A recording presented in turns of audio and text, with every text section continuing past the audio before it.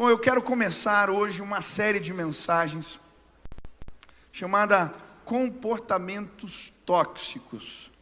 Como vencer os pecados recorrentes. É uma série de 4 mensagens, são 9 comportamentos tóxicos que nós vamos tratar. Eu queria te desafiar a assistir todos os sermões dessa série, porque eu creio que Deus quer trazer santificação. Deus quer libertar-nos completamente, tirar todo o impedimento, toda a barreira, para que o Espírito flua entre nós. Eu queria te desafiar a ver essa série e a participar conosco desse movimento. Então, se você trouxe Bíblia, abra em Êxodo, capítulo 32, versículo 21 a 24. Êxodo, capítulo 32, versículo 21 a 24. Diz assim a palavra de Deus: E perguntou a Arão: Que lhe fez esse povo para que você o levasse a tão grande pecado? Respondeu Arão: Não te enfureças, meu senhor. Tu sabes como esse povo é propenso para o mal. Eles me disseram: Faça para nós deuses que nos conduzam, pois esse Moisés, o homem que nos tirou do Egito, não sabemos o que lhe aconteceu. Então eu lhes disse: Quem tiver enfeites de ouro, traga-os para mim. O povo trouxe-me o ouro, e eu joguei no fogo, e surgiu esse bezerro. Senhor, nos dá entendimento agora da tua palavra. Fala conosco, no nome de Jesus. Amém. O título da mensagem de hoje é Comportamentos Tóxicos. Eu gostaria de falar a respeito de alguns comportamentos tremendamente nocivos e que nos impedem de vivermos em santidade. O objetivo desta mensagem é acabar com toda a barreira, todo o impedimento, tudo aquilo que nos afasta de uma comunhão plena com o Senhor, para que o Espírito Santo flua em nós e através de nós com liberdade. Quantos desejam isso? E o que me chamou a atenção nesse texto foi a pergunta que Moisés faz a Arão, logo no versículo 21. Após ele descer da montanha, Moisés, e encontrar o povo naquela farra, adorando um bezerro de ouro, em outras palavras, ele vai fazer esta pergunta para Arão: O que te fez pecar desse jeito? O que te fez pecar desta maneira? E hoje eu gostaria de meditar em torno desta pergunta: o que nos faz pecar? Por que alguns pecados insistem em reaparecer nas nossas vidas? Como nós podemos vencer os pecados recorrentes? Tozer vai dizer, um ator bastante conhecido no meio evangélico, ele vai dizer que santos sem santidade são a tragédia do cristianismo. Gregory Friesel, um ator que escreveu um livro chamado Retorno à Santidade, ele vai dizer que precisamos encarar o pecado de frente, levá-lo a sério. Enquanto não fizermos isso, os nossos maiores esforços serão como tratar um câncer usando band-aids. E de fato eu creio que muitos de nós subestimam o efeito do pecado em nossas vidas. E a Bíblia vai nos mostrar em várias passagens as consequências do pecado recorrente, o que ele traz, quão sério é isso. Em 1 Coríntios capítulo 11, a Bíblia vai dizer que muitos estão enfermos, doentes, muitos já dormiram, já morreram por causa dos pecados recorrentes. A Bíblia também vai dizer em Tiago que a autoridade espiritual é minada quando nós praticamos pecados de forma recorrente. A Bíblia também diz em Salmo 66, em Isaías 59, em Mateus 5, que a nossa comunicação com Deus fica interrompida. As nossas orações são interrompidas por causa de pecados. A Bíblia vai também usar uma figura de linguagem que aparece em vários textos da palavra, que é o coração endurecido, para falar que por causa de pecados recorrentes, nós perdemos a sensibilidade espiritual. Não perdemos a capacidade de sentir, de discernir as coisas do Espírito. E por isso eu vim dizer para você, na autoridade do nome de Jesus, você precisa encarar o pecado de frente.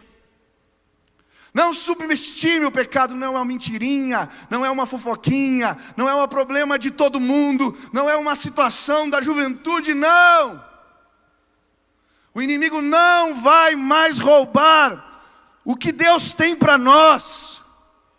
Eu creio que um mover de santidade vai acontecer no nosso meio como nunca antes. Uma busca sincera e verdadeira. Para de usar analgésico para uma infecção grave, meu irmão. Para de usar band-aids. Vamos tratar esse câncer, porque Deus quer fazer algo novo na igreja brasileira. Deus quer fazer algo novo na minha e na sua vida. Na autoridade do nome de Jesus, eu queria te desafiar nos próximos dias a buscar e viver santidade. Quantos desejam isso?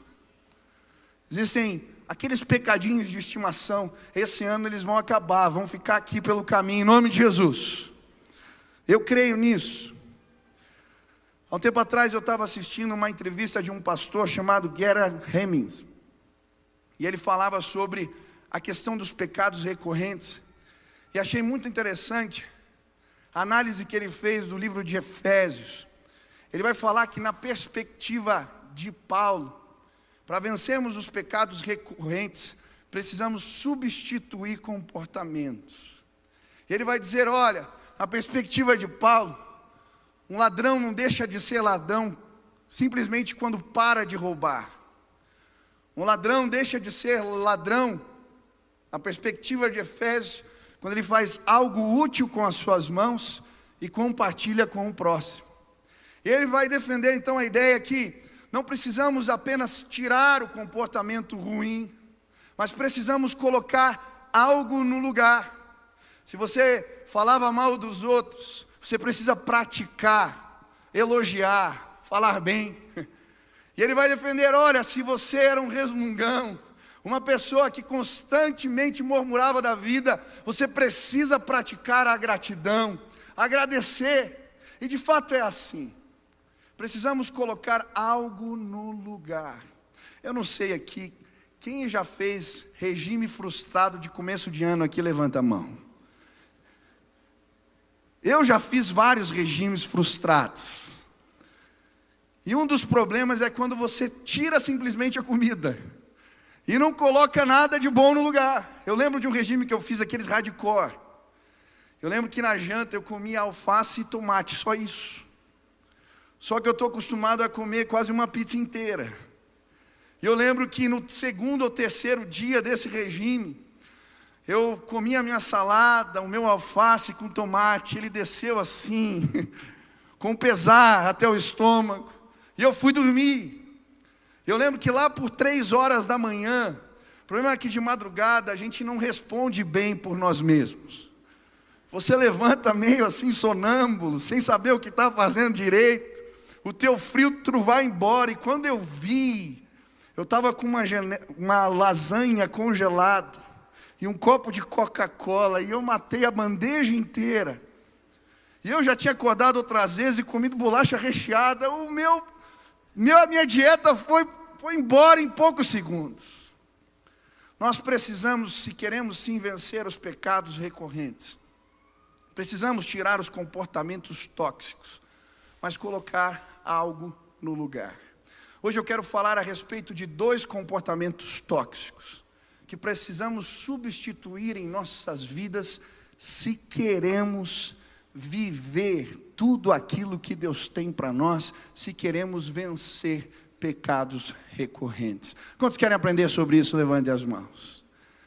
Nesse texto que acabamos de ler, a palavra de Deus vai nos apresentar alguns comportamentos tóxicos.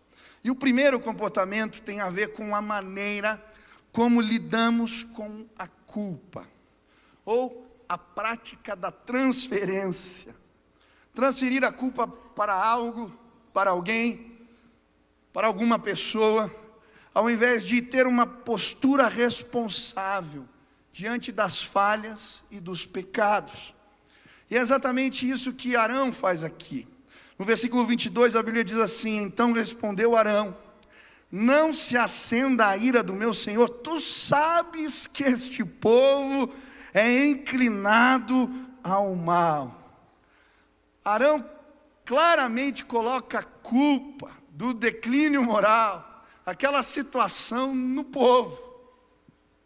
Ele não tinha nada a ver com aquilo. Mas se você ler o texto, você vai ver que ele tinha fabricado bezerro de ouro. Com as suas próprias mãos, ele tinha feito aquilo. E sabe, eu creio que o medidor de culpa, ou o medidor de responsabilidade, estava quebrado dentro da vida e do coração de Arão. E eu creio que esse medidor está quebrado na maioria do coração de nós. Eu lembro que uns anos atrás eu tinha um carro, e esse carro estava com um medidor de gasolina quebrado. Na verdade era a balança que fica no tanque e não funcionava. E quando ele chegava ali, faltava 1/4 de gasolina, travava aquilo, parava aquilo. E aí, eu lembro que várias vezes, eu fiquei pelo caminho, de repente parava o volante, travava, acabou a gasolina. Algumas vezes, porque o medidor de gasolina estava quebrado. E sabe, eu creio que tem muita gente estacionada na vida espiritual. Tem muita gente que parou de crescer, parou de se desenvolver espiritualmente, porque o medidor de culpas, de responsabilidades está quebrado no coração. A Bíblia vai nos mostrar que esse não é um problema só nosso. Isso é um problema que vem com Adão, com a humanidade. Adão, quando é encontrado em pecado, quando Deus o confronta, ele vai dizer em Gênesis 3:12: foi a mulher que tu me destes por companheira, que me deu o fruto da árvore e eu comi. A culpa não era dele, é da mulher. Sempre a culpa é da mulher. Aí Deus vai lá e confronta Eva. Eva, o que aconteceu? Olha o que ela diz: foi a serpente que me enganou e eu comi.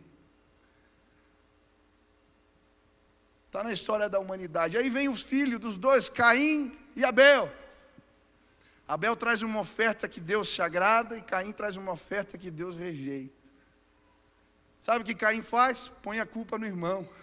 O problema não era a oferta dele, foi o irmão, foi o que ele trouxe. E aí ele começa a se indignar, dá corda à ira. E é interessante que Deus o avisa. Em Gênesis capítulo 4, versículo 8, olha o que Deus fala para Caim: Caim, por que você está furioso?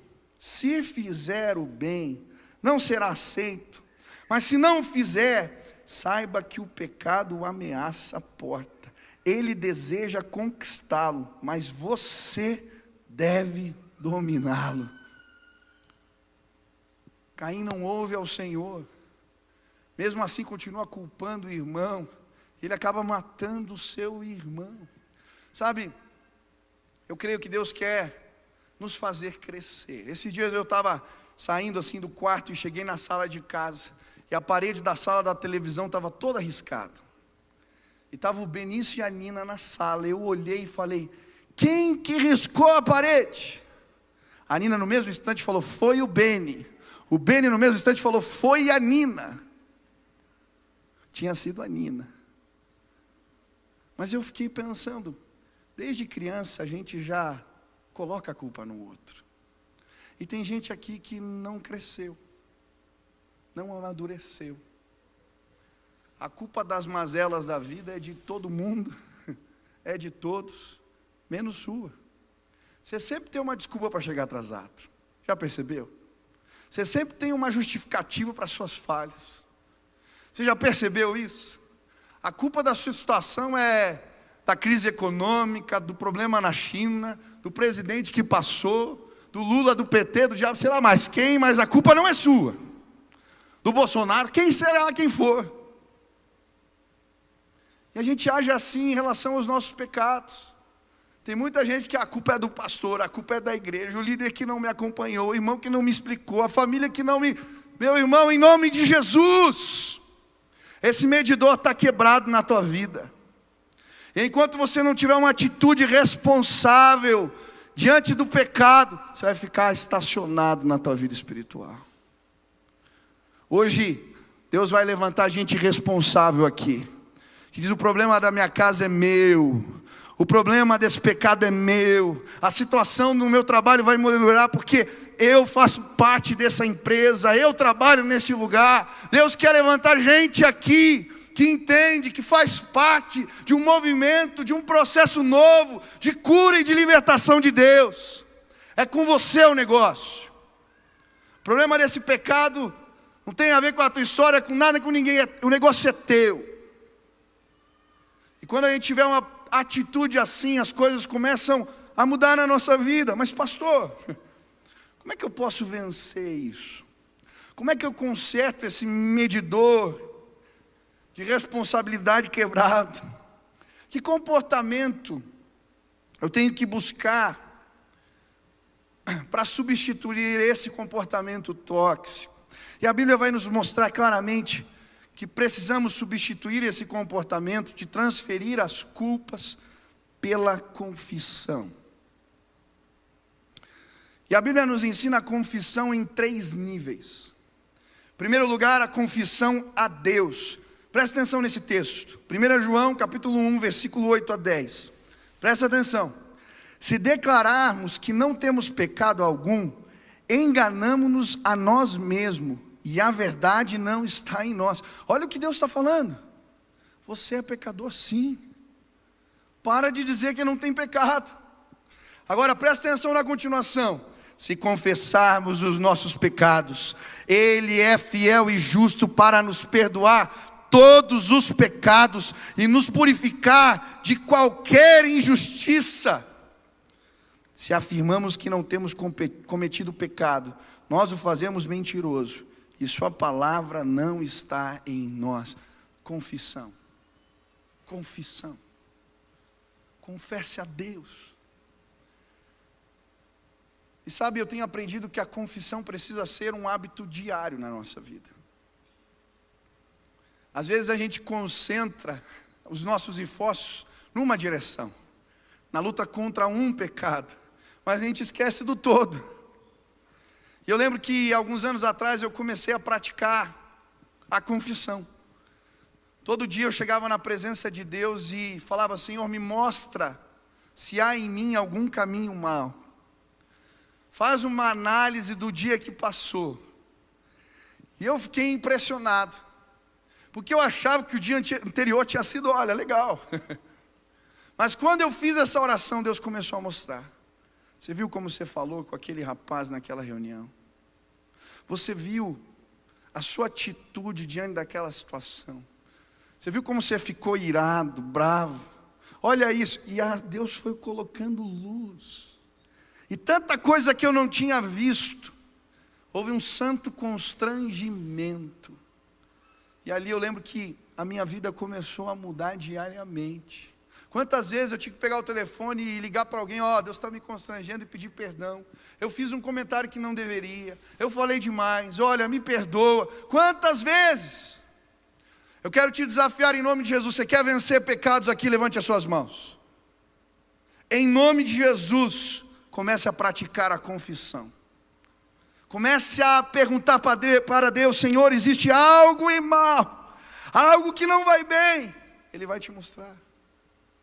Segundo nível da confissão é para os líderes religiosos, liderança espiritual. Eu estou lendo o livro de Levíticos e eu achei muito interessante algumas imagens. Eles tinham que sempre ir ao sacerdote e confessar o pecado. E algo que me chamou a atenção foi a questão da lepra. Quando alguém se encontrava leproso, como era uma doença contagiosa, ele tinha que ir ao sacerdote. E ele o examinava. E então a pessoa, se tivesse com lepra, ficava enclausurada. E depois de um tempo ela voltava para ser examinada de novo. Mas quando o sacerdote via: olha, está limpo, você está bem. Então olha o que ele fazia. ele pegava o sangue do cordeiro, colocava na ponta da orelha direita, na ponta do polegar direito, e na ponta da mão, e na ponta do polegar direito do pé. E depois, ele pegava o óleo e colocava na ponta da orelha, na ponta do polegar direito, e na ponta do polegar direito do pé. E sabe, eu creio que quando confessamos, procuramos lideranças espirituais para confessar pecado, é exatamente isso que Deus faz. O sangue do Cordeiro nos purifica, nos limpa. Somos ministrados na cura de Cristo, na purificação que vem do alto, mas também o óleo do Espírito é derramado sobre a nossa vida.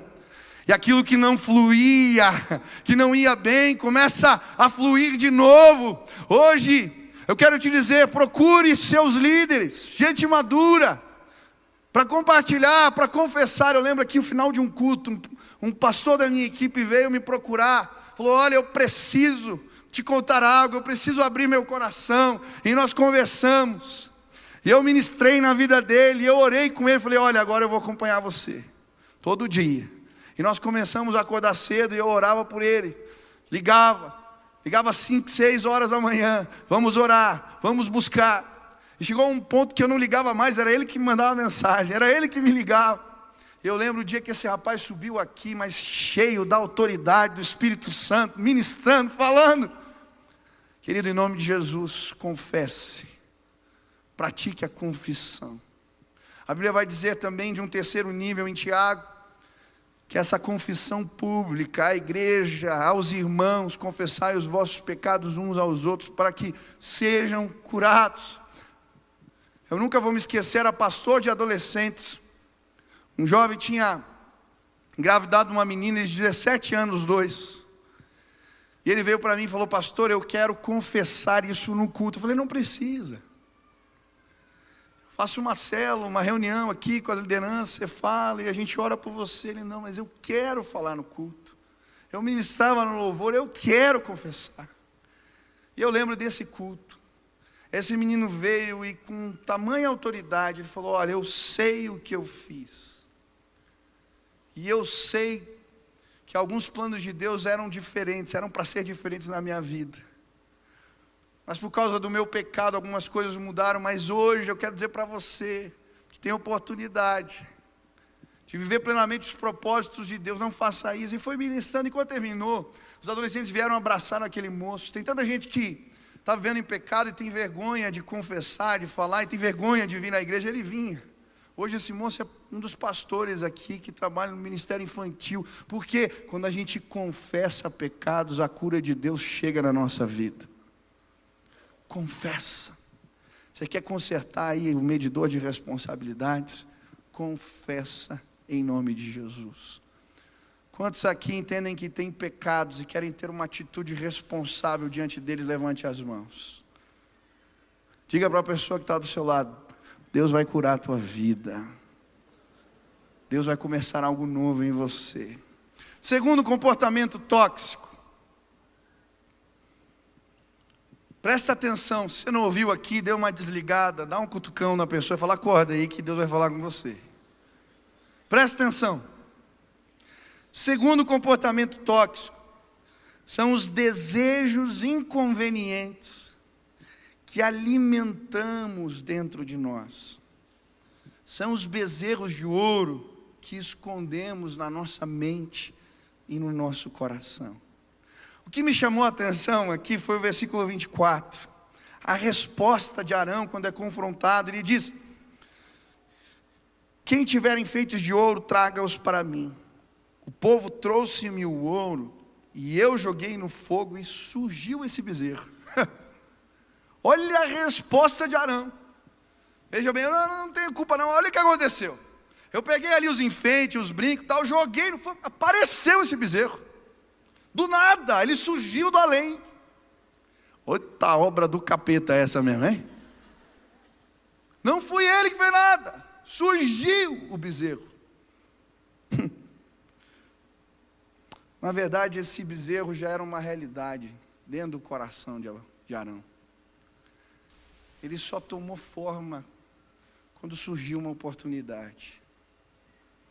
E sabe, para a gente entender esse texto, a gente precisa ir além, entender um pouquinho mais o que significam os bezerros de ouro. Da onde eles vêm? Você sabe o que representava o bezerro de ouro no Egito? Existia um deus no Egito que se chamava o Deus Touro Apis. Primeiro deixa eu explicar aqui o que é bezerro. Tem muito piada de prédio aqui que acha que bezerro é cordeiro. Tá? Bezerro não é cordeiro, não é um porquinho, não é uma ovelhinha. Bezerro é o boi novinho. A Bíblia também chama de novilho. Eu não vou te constranger, mas eu tenho certeza que tinha pessoas aqui que não sabiam o que era bezerro. Seguindo, tinha uma lenda lá, uma crença no Egito, que uma divindade tinha tido relações com uma vaca virgem. E dessa vaca virgem surgiu um bezerro negro, chamado, que eles deram o nome de Deus Apis. E por isso, de tempos em tempos, quando nascia um bezerro com determinadas características, um bezerro negro com uma série de características, eles entendiam que aquele era um porta-voz, que incorporava, era um bezerro Apis. E então o que eles faziam? Aquele bezerro era preparado durante 40 dias, só mulheres podiam alimentar. E aí, então eles colocavam esse bezerro dentro de uma caixa dourada. E havia uma festa, uma farra, uma procissão, porque ele era o Deus da fertilidade, o Deus da força geradora. Você pode imaginar que tipo de festa era aquela? Quando esse bezerro morria, ele era mumificado, ficava 60 dias num processo de mumificação. Eu até trouxe umas fotos aqui, ó. Olha só, isso é um bezerro mumificado, tá? Do Egito. Você pode mostrar outra foto que era a imagem dessa divindade para eles. Sabe o que estava no coração do Arão? Saudades do Egito, das festas, de tudo aquilo. E quando surgiu uma pressão, uma oportunidade, aquilo tomou forma. É muito importante, se queremos vencer o pecado, entender como ele toma forma em nós. Qual é o processo que o torna realidade em nossas vidas? Preste atenção nesse texto. Em Tiago capítulo 1, a Bíblia diz, versículo 15. Preste atenção. Então a cobiça, tendo engravidado, dá à luz o pecado. E o pecado, após ter se consumado, gera a morte. O que a Bíblia vai dizer é que o pecado é gerado dentro de nós. Ele é alimentado. São desejos inconvenientes, cobiça, que alimentamos, e aquilo vai crescendo dentro de nós, e de repente vem um bezerrinho. Eu preciso te dar uma má notícia. A maioria das pessoas que estão aqui estão grávidas. Você está grávido, grávida. Existe um bezerrinho aí dentro, crescendo dentro de você. Tem gente, tem umas grávidas rindo aqui. Você também está grávido. Tomara que não seja um bezerro, amém.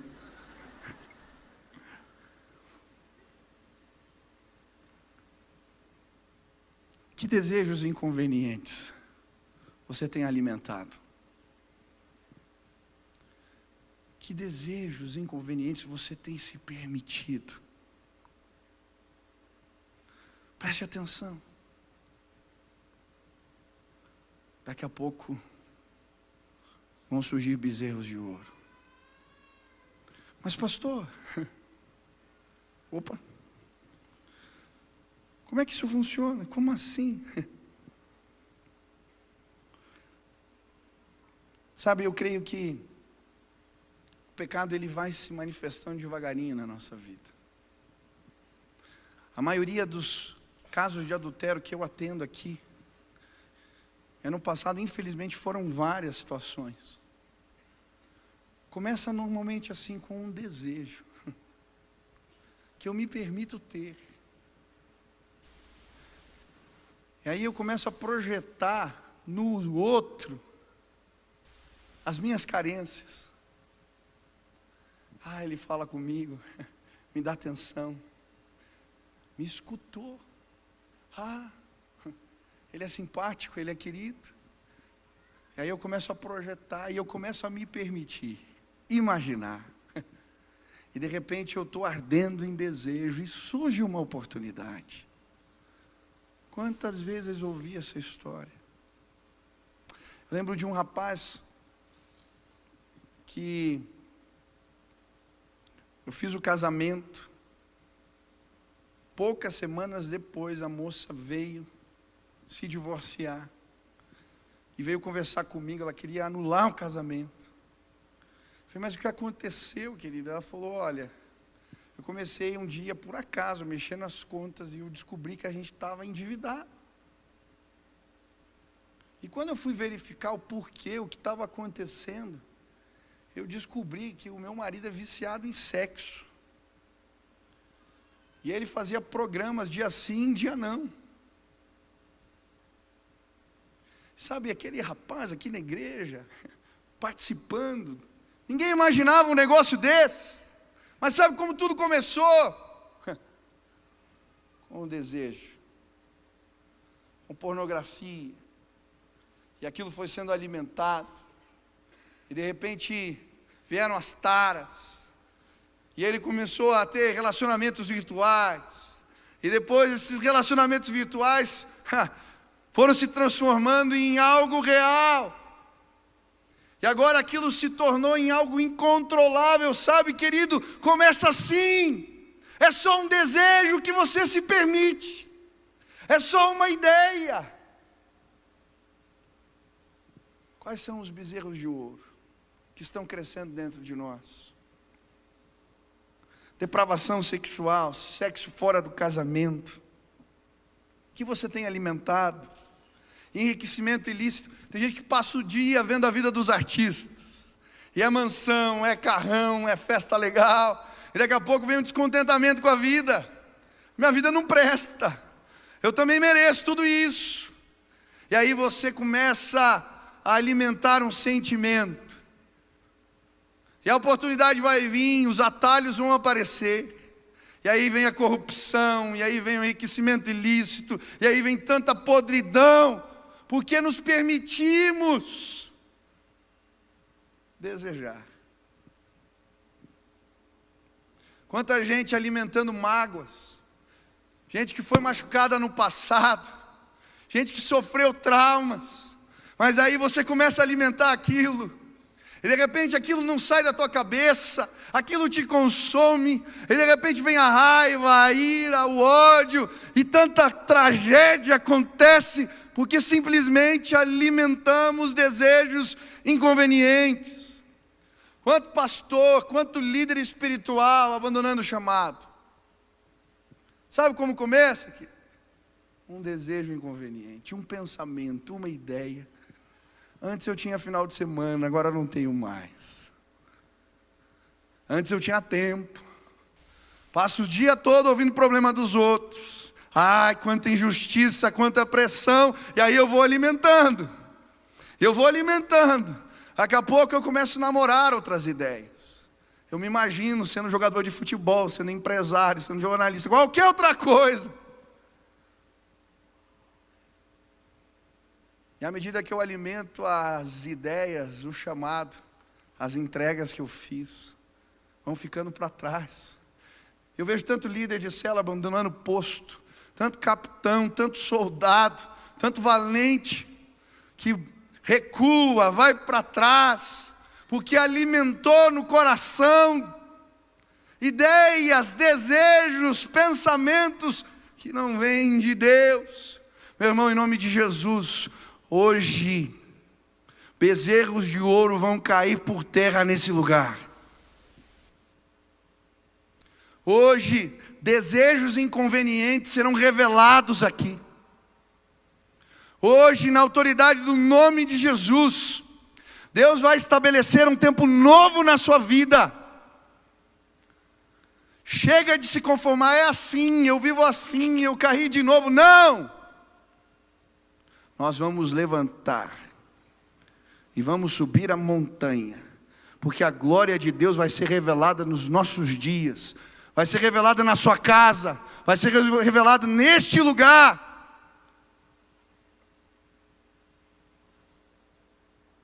Pastor, como é que eu me liberto disso? Tanta gente com dependência emocional. Você sabe que esse relacionamento não é para você. Ele é nocivo, ele te machuca. Mas você fica alimentando, fica vendo as fotos, indo nos lugares, assistindo os filmes. Meu irmão, em nome de Jesus, para de se permitir. Pastor, mas como é que eu me liberto? Eu quero. E eu sei que tem muita gente sincera aqui dizendo: eu quero mudar, eu quero sair disso. E meu irmão, deixa eu te dizer, Deus está vendo a sua sinceridade. Ele conhece o teu e o meu coração. Duas práticas. Primeira, você quer se libertar? Quantos querem matar bezerros de ouro aqui? Primeiro, leve os seus pensamentos cativos a Jesus. Em 2 Coríntios capítulo 10, versículo 5, preste atenção nessa palavra. Destruímos argumentos e toda pretensão que se levanta contra o conhecimento de Deus, e levamos cativo todo pensamento para torná-lo obediente a Cristo. Para de alimentar. Mata o bezerro de inanição. Sabe como? Leva o pensamento cativo. Os desejos vão continuar vindo. Nós podemos alimentá-los ou não. Deixa eu te dizer, é na hora que vem a ideia. É nesse momento. É nessa fração de segundo. Eu lembro um jovem que eu estava acompanhando. E ele queria se libertar de pecados sexuais. E nesse processo, eu lembro que ele falou para mim: pastor, quando vinha a ideia, quando vinha o pensamento, eu carregava a foto da minha família dentro da carteira. E na hora que vinha a ideia, vinha o pensamento, eu pegava a foto e falava: não, isso aqui é um presente de Deus. Eu quero levar esse pensamento cativo ao Senhor. Deixa eu dizer, quando vier a ideia, quando vier o desejo, quando vier o pensamento, leve ele cativo. A pessoa de Cristo. Na hora você vai sentir. Na hora você vai perceber. O Espírito Santo te fortalecendo em nome de Jesus. Segundo, e eu vou terminar com essa. Encha a sua mente com as coisas do alto. Colossenses 3, versículo 1 a 3. Portanto, já que vocês ressuscitaram com Cristo, procurem as coisas que são do alto, onde Cristo está sentado à direita de Deus. Mantenham um pensamento nas coisas do alto e não nas coisas terrenas, pois vocês morreram e agora a sua vida está escondida com Cristo em Deus. Aleluia. Encha a sua mente com as coisas do alto. Deixa eu te falar de novo. Encha sua mente com as coisas do alto. Presta atenção. Encha a sua mente com as coisas do alto. Quantas vezes esses pensamentos malignos surgiram na minha mente?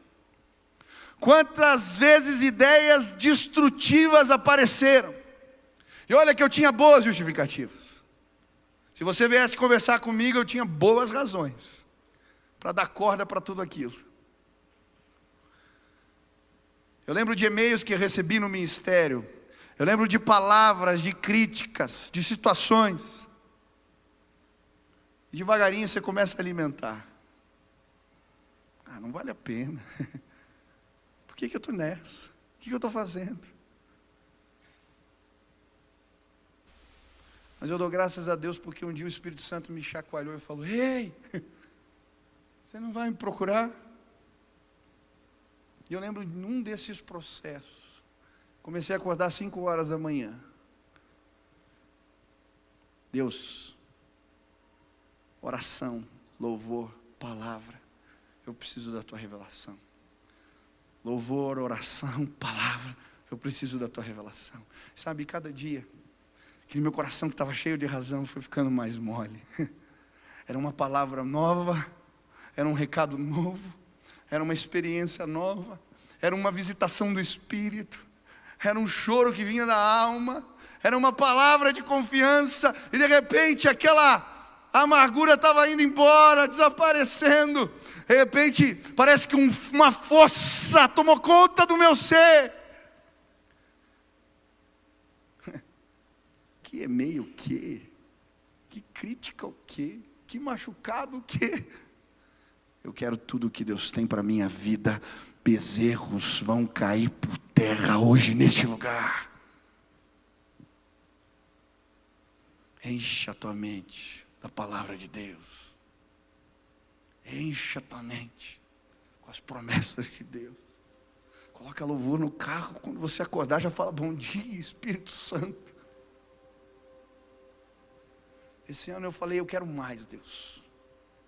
Eu quero coisas maiores. Eu tenho buscado a Deus todos os dias, acordo cedo de manhã. E eu vou morrer fazendo tudo o que eu puder, mas eu quero mais de Deus. E eu tenho certeza, esse ano coisas tremendas vão acontecer aqui nesse lugar. Tenho certeza, coisas tremendas vão acontecer na sua vida. Começa a buscar, começa a encher a cabeça de coisa boa, levar teus pensamentos cativos. Escuta, não é o que você sente. Hoje em dia, o que teu coração está falando, o que você está sentindo? Para! Isso é mentira, isso é coisa do diabo, não é o que você sente, coisa nenhuma. O que Deus falou para você? Ele mandou parar, mandou continuar. Qualquer coisa fora disso é pecado. Então para de namorar o pecado, se ele não disse que é para você parar, que é para você mudar de vida, porque você está imaginando. Se ele não disse que é para você entrar nesse caso, por que você está se permitindo? Meu irmão, em nome de Jesus, o nosso crivo, a nossa linha, a nossa régua precisa aumentar. Está muito baixa. O padrão está muito baixa hoje. A gente vai subir a régua. A gente vai aumentar um pouquinho o padrão. O nosso padrão é Jesus Cristo de Nazaré. Esse é o padrão. Mas pastor, é difícil demais. Ah, meu irmão. Mas é esse o padrão. Eu quero ser parecido com Jesus. Eu quero andar como Ele andou. Eu quero buscar a estatura de Cristo. É assim que o apóstolo Paulo nos ensina. Por que você está nivelando por baixo? Não tem nada demais, é só um desejo, um pensamento. Em nome de Jesus tem sim. O sobrenatural de Deus vai chegar nessa igreja. O sobrenatural de Deus vai chegar na sua casa. Deus vai fazer coisas novas. Porque o pecado vai cair por terra em nome de Jesus. E hoje eu queria te desafiar de duas maneiras. A clamar o Espírito Santo de Deus, para que Ele conserte o medidor da responsabilidade no teu coração.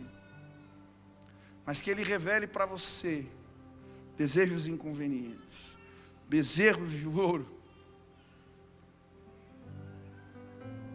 que nós não vamos alimentar mais, em nome de Jesus, porque queremos ser santos, parecidos com Ele. Eu queria orar por você hoje. Eu queria te dar a oportunidade hoje de encher a tua mente com as coisas do alto. Eu não sei o que o Espírito Santo falou ao seu coração, mas hoje talvez Ele tenha te mostrado comportamentos recorrentes, comportamentos tóxicos, pecados recorrentes. Hoje você está dizendo: Senhor, me ajuda, me ajuda. Quero ter uma postura responsável diante das minhas falhas, sejam elas grandes, pequenas, seja o atraso no trabalho, seja a postura dentro de casa, seja qualquer outra coisa. Talvez o Espírito Santo falou para você: ei, você tem se permitido alguns desejos. Para agora, tenho algo novo, coisa boa, coisa do alto.